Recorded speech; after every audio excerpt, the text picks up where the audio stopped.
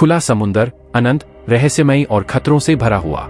सदियों तक यह कुछ सबसे कुख्यात और प्रसिद्ध समुद्री डाकुओं का घर रहा है। सोने चांदी के खजाने, जहाजों की लड़ाइयां और खोए हुए द्वीपों की कहानियां।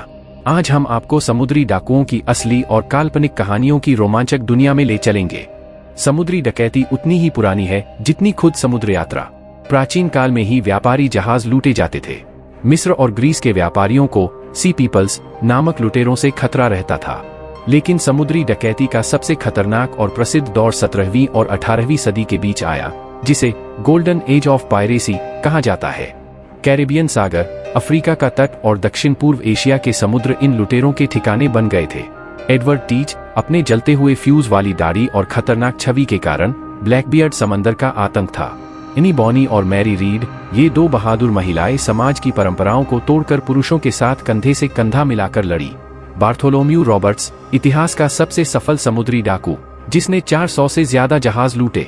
समुद्री डाकू बनना सिर्फ रोमांच और दौलत बटोरने के लिए नहीं था, यह जीवन खतरों से भरा था। ज्यादातर समुद्री डाकू अपने पायरेट कोड के तहत रहते थे, जिसमें हर व्यक्ति के अधिकार और खजाने के बंटवारे के नियम तय किए गए थे। कोई भी समुद्री डाकू की कहानी खजाने के बिना अधूरी है। कई प्रसिद्ध खजाने आज भी कहीं छिपे हुए हैं, जैसे कि कैप्टन किड का रहस्यमयी खजाना या ब्लैकबियर्ड का छिपा हुआ सोना।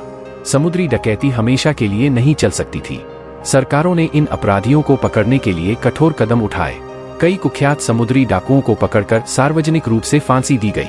हालांकि समुद्री डाकुओं का स्वर्ण युग खत्म हो गया, लेकिन उनकी कहानियां आज भी किताबों, फिल्मों और वीडियो गेम्स में जिंदा हैं। ट्रेजर आइलैंड से लेकर पायरेट्स ऑफ द कैरिबियन तक, ये समुद्री लुटेरे आज भी हमारी कल्पना में बसे हुए हैं। चाहे वे असली हों या काल्पनिक, समुद्री डाकू हमेशा रोमांच और बगावत का प्रतीक रहेंगे। उनकी कहानियां हमें याद दिलाती हैं कि एक समय था जब समंदर पर कोई कानून नहीं था, सिर्फ उन लोगों की हिम्मत और ताकत ही मायने रखती थी। तो अगली बार जब समुद्र की लहरें आपको बुलाए, याद रखना, शायद कहीं कोई छिपा खजाना अभी भी आपका इंतजार कर रहा हो। सब्सक्राइब